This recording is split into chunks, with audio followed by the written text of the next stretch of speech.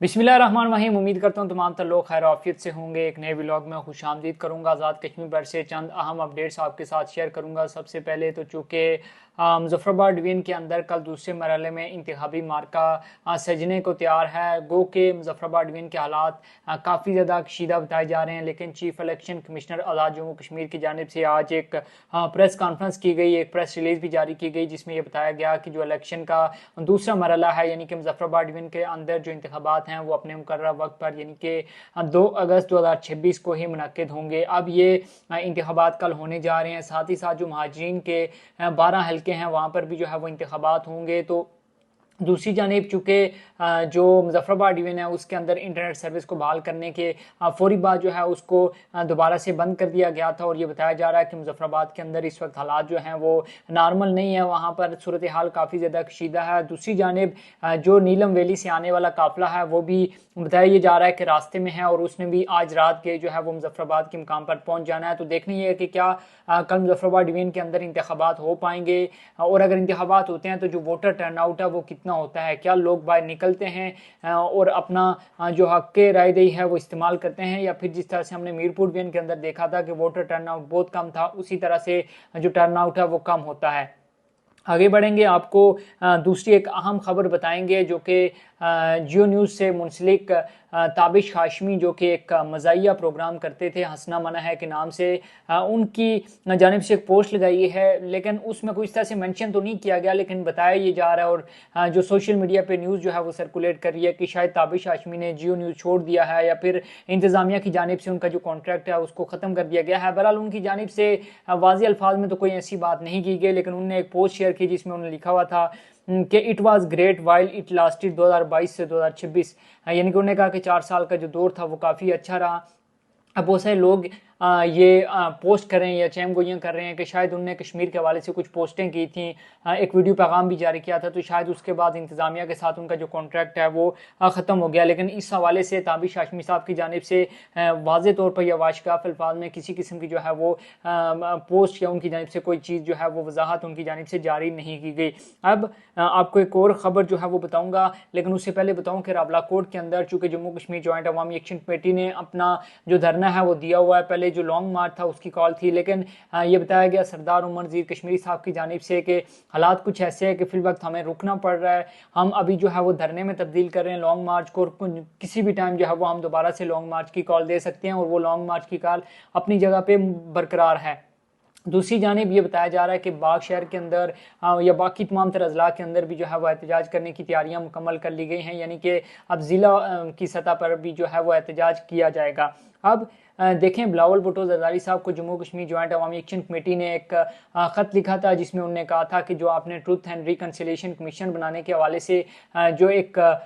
तजवीज़ दी है हम उसको अप्रिशिएट करते हैं और ये बनना चाहिए। उस पर बिलावल भुट्टो जरदारी की जानिब से एक ट्वीट किया गया है, और उसमें उनने क्या कहा, उनने ये लिखा है कि मुझे जम्मू कश्मीर जॉइंट अवामी एक्शन कमेटी की जानिब से मेरे उस ख़त का जवाब मौसूल हो गया है। मैंने ट्रूथ एंड रिकन्सिलिएशन कमीशन के क़याम की तजवीज़ दी थी, और इसके साथ उन्होंने अपनी तजवीज़ भी अरसाल की। यानी कि बिलावल भुट्टो जरदारी का कहना है कि जो मैंने तजवीज़ दी थी उसके जवाब में उन्होंने ना सिर्फ जवाब दिया है बल्कि अपनी तजवीज़ भी दी है।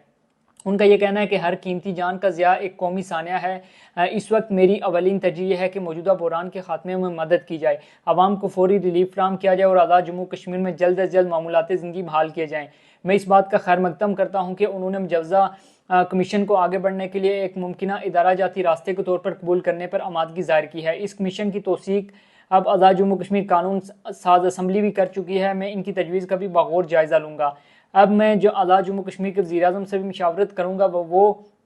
वफाकी हुकूमत और दीगर मुतल्लिका अफ्रीकन से इब्तदाई राय हासिल करेंगे, ताकि ये मालूम किया जा सके कि क्या किसी मुतफ़िका तजवीज़ को आगे बढ़ाने के लिए मुश्तरका बुनियाद मौजूद है या नहीं। ये कहना है बिलावल भुट्टो जरदारी साहब का कि मैं वज़ीर आज़म आज़ाद कश्मीर फैसल मुमताज़ राठौर से भी गुफ्तगू करूँगा, और उनको कहूँगा कि वो वफाकी हुकूमत से भी जो है वो रब्ता करें, ताकि मालूम हो सके कि इस पर मज़ीद आगे बातचीत हो सकती है या नहीं हो सकती। बल्कि ये एक बड़ी ही अच्छी पेशरफ्त है, और मेरे ख्याल में ये मुज़ाकरात के लिए जो एक गेटवे जो है वो साबित हो सकता है। अब एक और ख़बर जो सर्कुलेट कर रही थी जिसमें यह बताया जा रहा था कि सेनेटर मुश्ताक, जिन्होंने गुज़िश्ता रोज़ जो है इस्लामाबाद F10 के अंदर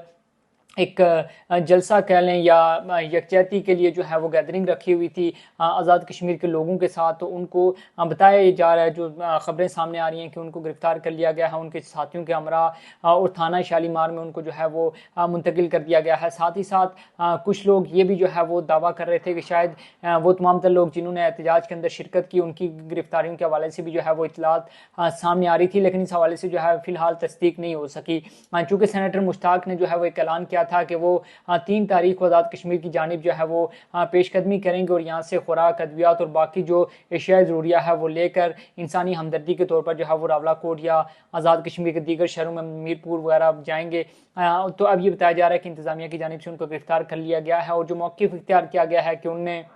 बगैर इजाज़त के जो है वो जलसा किया और साथ ही साथ दफ़ा 144 की भी जो है वो उनने खिलाफ वर्जी की है, लिहाजा उनकी गिरफ्तारी अमल में लाई गई है। इसके साथ साथ एक जो सहाफ़ी हैं जिन्होंने इस एहतजाज को कवर किया, उनके हवाले से भी खबर सामने आ रही है कि ज़िला बाग से जो ताल्लुक़ रखने वाले सहाफ़ी हैं इकराम राजा, उनको भी जो है चूँकि उन्होंने इस एहतजाज को कवर किया था, लिहाजा उनको भी जो है वो गिरफ्तार कर लिया है। तो ज़िला बाग से ताल्लुक़ रखने वाले जो सहाफ़ी हैं इकराम राजा, उनकी गिरफ्तारी के हवाले से भी जो है वो ख़बरें सामने आ रही हैं। साथ ही साथ मैंने आपको बताया कि जिस तरह से सेनेटर मुश्ताक अहमद खान साहब के हवाले से भी बताया जा रहा है कि उनकी भी गिरफ्तारी अमल में लाई गई है और वो तमाम तर लोग जिनने इस एहतजाज में शिरकत की थी उनकी गिरफ्तारी के हवाले से भी जो है वो पेशकदमी की गई है। तो इस हवाले से जो भी अपडेट होंगी वो कोशिश करेंगे कि गायब गए आपके साथ शेयर करते रहें। जाने से पहले आपसे रिक्वेस्ट करूँगा कि अगर अभी तक आपने हमारे सोशल मीडिया प्लेटफॉर्म दी कश्मीर को सब्सक्राइब नहीं किया तो जल्दी से सब्सक्राइब कर लें, आने वाली ताकि तमाम तर जो अपडेट हैं वो आप तक पहुंच सके। इंटरनेट सर्विस के हवाले से बहुत ज़्यादा लोग जो है वो सवाल कर रहे थे, तो आपको ये बताऊं कि इंटरनेट सर्विस के हवाले से चूँकि मीरपुर डिवीजन के अंदर मुकम्मल तौर पर इंटरनेट बंद है, मुजफ्फराबाद डिवीजन के अंदर भी इंटरनेट बहाल करने के बाद दोबारा बंद कर दिया गया था। साथ ही साथ जो पुंछ डिवीजन है उसमें तो इंटरनेट मुकम्मल तौर पर बंद है और इंटरनेट सर्विस की बहाली के हवाले से बताया जा रहा है कि फ़िलहाल कोई इम्कान जो हैं वो मौजूद नहीं है। गो के कल मुजफ्फराबाद डिवीजन के अंदर जो है वो इंतखाबात होने हैं, लेकिन उससे कबल जैसे ही जो इंटरनेट सर्विस है उसको बहाल किया गया था, हमने देखा कि जैसे ही राब्ते बहाल हुए तो बाद नमाज जुम्मा जो लोग थे वो सड़कों पर निकल आए और उसके बाद जो है वो उन्हें यूँ कह लें कि कंट्रोल संभाल लिया पूरे शहर का, तो गलत ना होगा। तो इस वजह से आप ये कह लें कि जो इंतज़ामिया की एक मजबूरी बन गई कि उनकी जानिब से जो है वो इंटरनेट सर्विस को दोबारा से बंद करना पड़ गया। तो इस हवाले से भी जो भी अपडेट होंगी वो आपके साथ गायब शेयर करते रहेंगे। अपना बहुत सा ख्याल रखिएगा। मुझे दीजिए इजाज़त। अल्लाह हाफ़िज़।